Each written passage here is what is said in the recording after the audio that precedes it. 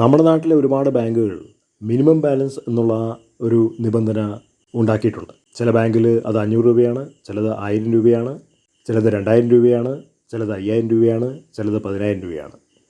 Minimum balance ബാങ്കിൽ maintain ചെയ്തില്ല എന്ന് വരികിൽ ബാങ്ക് ഫൈൻ ഈടാക്കുന്നതാണ്. ഇപ്പോൾ പലിശ നിരക്കുകൾ കുറഞ്ഞു വരുന്ന സാഹചര്യത്തിൽ മിനിമം ബാലൻസ് ഇല്ലാത്തതിൻ്റെ പേരിൽ പിഴ ഈടാക്കുന്നത് ബാങ്കുകൾ ഒഴിവാക്കിക്കൊണ്ടിരിക്കുകയാണ്. അത് Canara bank, PNB bank, SBI ബാങ്കുകൾ ആണ് അധികവും സേവിങ്സ് അക്കൗണ്ടുകളിൽ ഈ പ്രശ്നം അവർ പരിഹരിക്കുന്നത്. ശരിക്കും പറഞ്ഞാൽ നമ്മുടെ പൈസയാണ് ബാങ്കിലിടുന്നത്.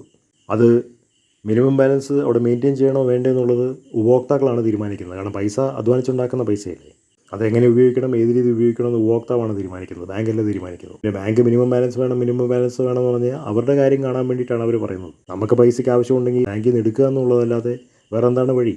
ഒരുപാട് പേർക്ക് നമ്മുടെ നാട്ടിൽ മിനിമം ബാലൻസ് ഒന്നും മെയിൻറ്റെയിൻ ചെയ്യാൻ കഴിയുന്നില്ല. കാരണം അവർക്ക് പല ആവശ്യങ്ങളുണ്ട്. എല്ലാവർക്കും പൈസയ്ക്ക് ആവശ്യമുണ്ട്. കോടീശ്വരന്മാർക്കും ലക്ഷപ്രഭുക്കൾക്കും മൾട്ടി ഇൻകം വരുന്നവർക്ക് മാത്രമേ ബാങ്കിൽ മിനിമം ബാലൻസ് ഒക്കെ മെയിൻറ്റെയിൻ ചെയ്യാനായിട്ട് കഴിയുള്ളൂ. ബാക്കി എല്ലാവർക്കും ബാങ്കിൽ പൈസ ഇടുന്നത് തന്നെ ഒരുപാട് ഭൗതിക ക്രയവിക്രയങ്ങൾക്ക് വേണ്ടി മാത്രമാണ്. അപ്പോൾ ഒരു ബാങ്ക് അക്കൗണ്ട് ഉണ്ടെങ്കിലേ പല കാര്യങ്ങളും നടക്കുകയുള്ളൂ.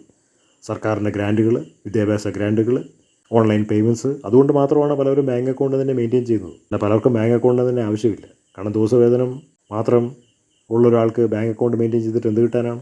അപ്പോൾ ഇതൊക്കെ ബാങ്കുകൾ ചിന്തിക്കേണ്ട ഒരു കാര്യമാണ്. കാരണം ഇന്ത്യ എന്ന് പറഞ്ഞിരിക്കുന്നത് അമേരിക്ക പോലെയല്ല. ഇവിടെ 70% ആളുകളും ദിവസവേതനക്കാരാണ്. ബാക്കിയുള്ള 30% ആളുകൾ മാത്രമേ ഉള്ളൂ സാമ്പത്തിക കെട്ടുറപ്പുള്ളവർ. ദിവസവേതനക്കാർക്ക് ശരിക്കും പറഞ്ഞാൽ മിനിമം ബാലൻസ് ഒന്നും മെയിൻറ്റെയിൻ ചെയ്യാൻ ഒരിക്കലും പറ്റില്ല. കാരണം അവർക്ക് എപ്പോഴും പൈസയ്ക്ക് ആവശ്യമുണ്ട്.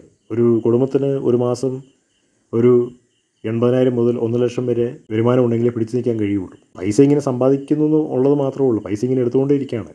ഒരു മാസം അവസാനിക്കുമ്പോൾ അവരുടെ കയ്യിലൊന്നും ഉണ്ടാവില്ല. ഭൂരിപക്ഷം ജോലിക്കാരുടെ കയ്യിൽ ഒരു മാസം അവസാനിക്കുമ്പോൾ ഒന്നും ഉണ്ടാവാറില്ല. മുഴുവൻ കടവാണ്. കയ്യിലുള്ള ശമ്പളം തീർന്നു കഴിയുമ്പോൾ വീണ്ടും അവർ കടമെടുക്കുകയാണ്. അപ്പോൾ കടമെടുത്തിട്ട് പിന്നെ കടമെടുത്തിട്ട് അങ്ങനെ റോളിംഗ് ബിസിനസ്സിലൂടെയാണ് ഒരുപാട് കുടുംബങ്ങൾ ജീവിച്ചു പോകുന്നത്.